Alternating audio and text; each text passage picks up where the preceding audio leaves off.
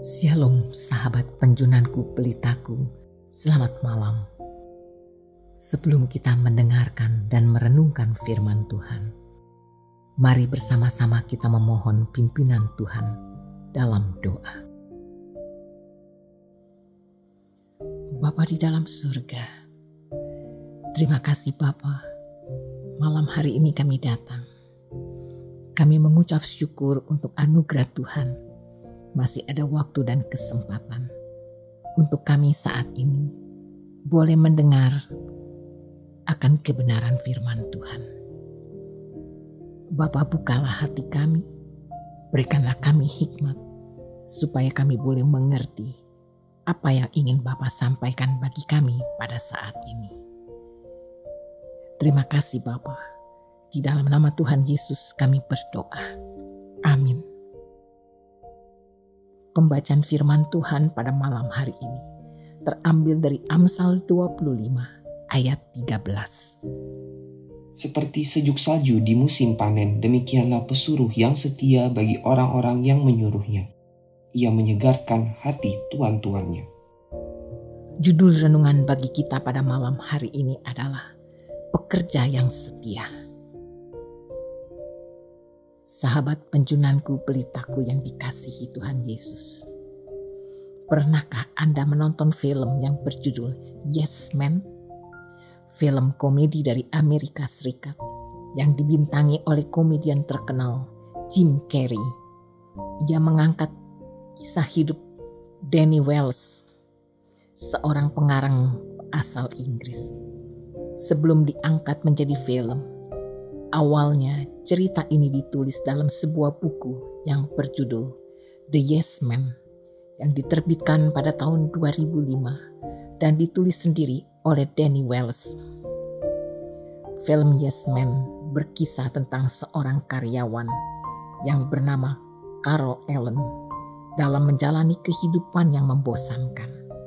Baginya, pekerjaan adalah sebuah rutinitas yang membosankan.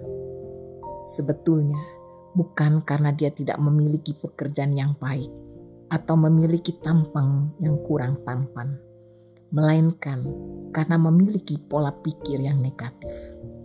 Ia selalu pesimis dalam memandang hidup.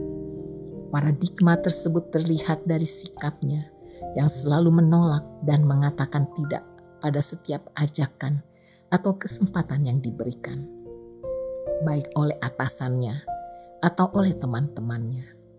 Rupanya, sikap itulah yang membuat karir tidak cemerlang, bahkan hidupnya monoton tanpa gairah.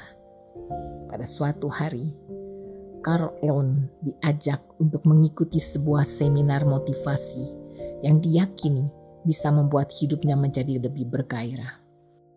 Sang motivator menawarkan suatu perjanjian aneh, yaitu harus selalu mengatakan iya pada setiap ajakan, tawaran, atau permintaan dari siapapun. Singkat cerita, setelah ia selalu mengatakan iya pada setiap ajakan dan permintaan atasannya, dari mulai menyanggupi tugas lembur atasannya, ternyata hidupnya berubah total menjadi jauh lebih baik dari sebelumnya. Dalam tanggung jawab, kita sebagai seorang pekerja sudah seharusnya kita bekerja dengan disiplin, jujur, dan setia kepada perusahaan atau organisasi tempat kita bekerja. Namun, seringkali kita menjadi pekerja yang suka hitung-hitungan terhadap apa yang menjadi pekerjaan kita. Allah senang dengan seseorang yang melakukan pekerjaan dengan baik. Dan Allah sangat menghargai para pekerja yang penuh dengan kesetiaan dalam bekerja. Demikian juga dengan para atasan yang memiliki pekerja yang baik dan setia. Mereka akan sangat bersukacita atas kesetiaan para pekerjanya. Sebagai orang Kristen, kita dipanggil untuk setia dalam segala hal. Sama seperti Tuhan kita setia.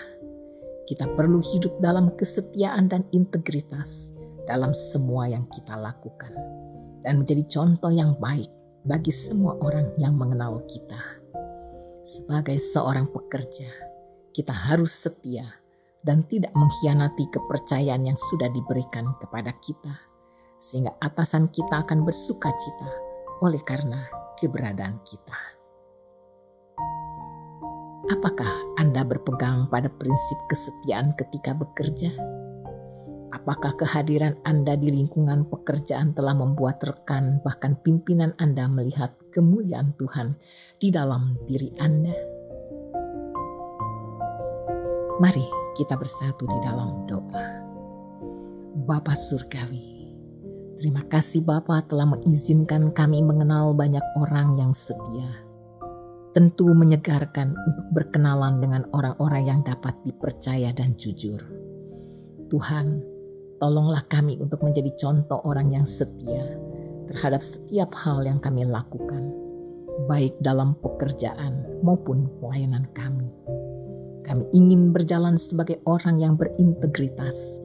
Karena itu Bapa, ingatkanlah kami selalu. Bapa yang baik, sekarang saatnya kami akan beristirahat di malam ini. Kiranya Bapa menyertai dan melindungi kami senantiasa. Terima kasih Bapa. Di dalam nama Tuhan Yesus Kristus kami berdoa. Amin.